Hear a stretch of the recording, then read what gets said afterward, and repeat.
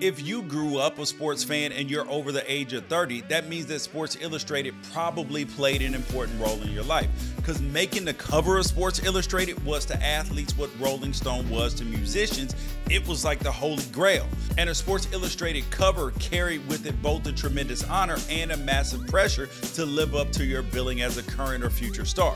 And this week, with the news that Sports Illustrated was in the process of laying off its entire staff, a flood of people's favorite covers graced social media. Because 10 or 15 years ago, it would have been hard to imagine a world where Sports Illustrated was going out of business like Blockbuster, Toys R Us, Radio Shack, when sports have never been more popular.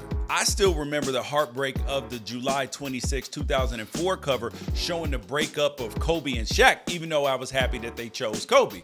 And one of my all-time favorite covers, I didn't know it at the time, but I realized that when I got in the league, was May 11th, 98, showing the Chicago Bulls gambling with Michael Jordan on the team playing, because I remember doing that when I got in the league and it just felt nostalgic. Let me know which SI cover means the most to you in the comments. So because of this news, nostalgia was at an all-time high, but so was the nonsense. Now, if you were scrolling on the timeline, you'd see one person waxing poetic about the improbability of LeBron James living up to being dubbed as the chosen one back in 2002, followed by several brain-dead posts about Sports Illustrated going bankrupt for being too woke because they wouldn't keep putting the women your dad found attractive on the swimsuit edition cover. Simple and incorrect is always an easier stance than taking what's complex and correct.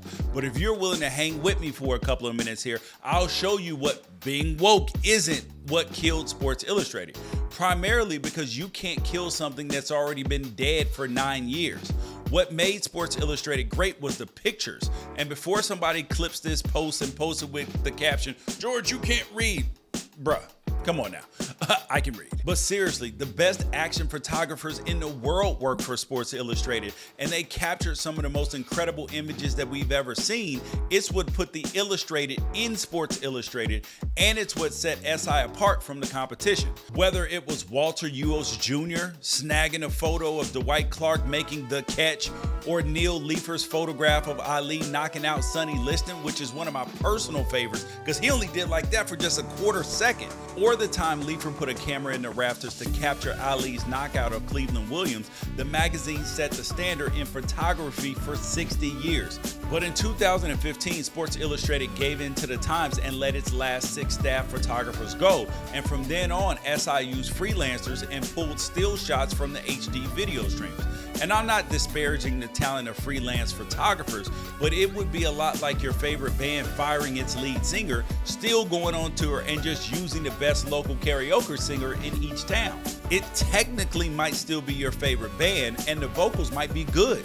It might even be better than the original, but it's not the original, is it? No. And then in 2018, Sports Illustrated was sold off by Time Incorporated to Meredith Corporation, who then sold it off to Authentic Brands Group. And then all of a sudden, the entire appeal of Sports Illustrated wasn't to do the game-changing work of the past. It was to operate under a licensing agreement by a company called The Maven. The Maven, which is now called the Arena Group, was started by the same dudes Ross Levinson and Jim Heckman that literally ran the recruiting behemoth Scout.com into the ground. That is until the good and decent people at CBS 24/7 swooped in to rescue them from bankruptcy for pennies on the dollar. So for the last few years, the Arena Group has paid Authentic Brands a licensing agreement to publish online articles under the Sports Illustrated name. And the physical magazine went from being weekly to monthly publication, and the online focus became team-specific sites, much like Scout.com, which you remember from earlier, went bankrupt. So you had a company operating under a nostalgic brand name for a few years while constantly hemorrhaging employees. And then in January of this year, the Arena Group misses a $3.75 million licensing payment to the Authentic Brands for the right to pretend to be Sports Illustrated. Now, if you remember our earlier analogy, we've reached a point where now the karaoke singers that are now paying to be in the band just ran out of cash.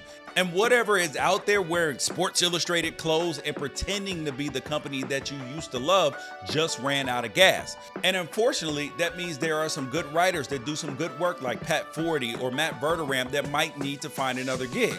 And it's sad and inevitable, but times change. because the same internet that makes all of our Sports Illustrated memories going back to the 1960s constantly accessible made the vehicle that delivered most of those memories obsolete.